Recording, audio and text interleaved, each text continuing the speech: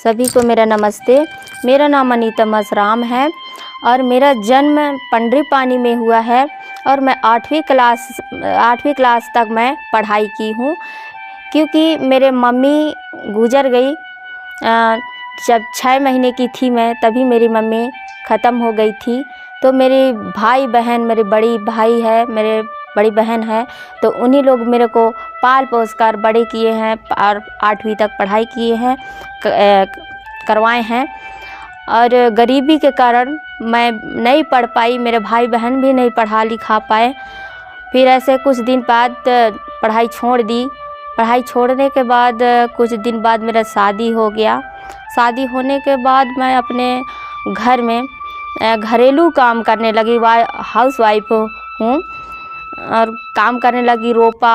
रोपा लगाती थी खेत में जाकर, अपने खेत में, दूसरे के खेत में जाकर, और घर में भी ऐसे करके इतना तक मैं रहती थी, घर के अंदर ही तक रहती थी और ऐसे कहीं नहीं जाती थी। जैसे बैंक जाने के लिए बोलते थे तो मैं डरती थी, मैं नहीं जाती थी। खाता खुलवाने के लिए मेरे को भेजते थे अपना, तो मैं नहीं जा पाती थी, डर से नहीं जाती थी। कहीं भी कोई भी मेरे को पूछते थे तो मैं अपना परिचय नहीं बता पाती थी, डरती थी। फिर ऐसे कुछ दिन बाद 2019 में समूह बनाने के लिए दीदी लोग आए थे, तो बाहर से आए थे, तो मैं डर रही थी। बुला रहे थे मेरे को तो मैं नहीं जा पा रही थी कि मेरे को क्या बोलेंगे, मेरे को क्या पूछेंगे, ऐसे करके मैं डर से मैं नहीं जा रही थी।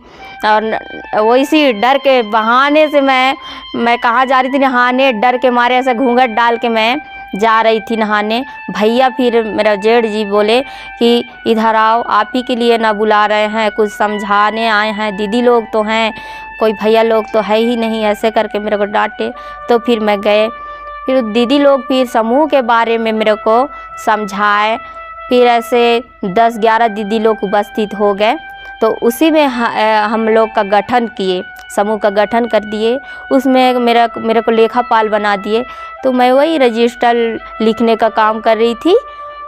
फिर ऐसे धीरे धीरे वो आम सभा रखे थे, तो आम सभा में सभी गांव के जितने समूह हैं, 8 समूह बने थे, तो उसमें से सभी दीदी लोग उपस्थित हुए और बोले कि अनीता को ही चुनेंगे सक्रिय महिला के लिए, ऐसे करके।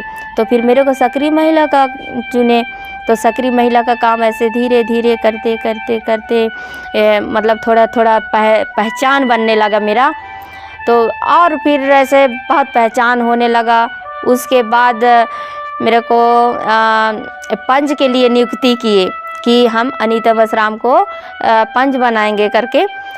तो उसमें फिर वही पंच के लिए खड़ा हुई। फिर उसमें जीत गई और पहचान बढ़ने लगा। और मैं इतना झिझकती थी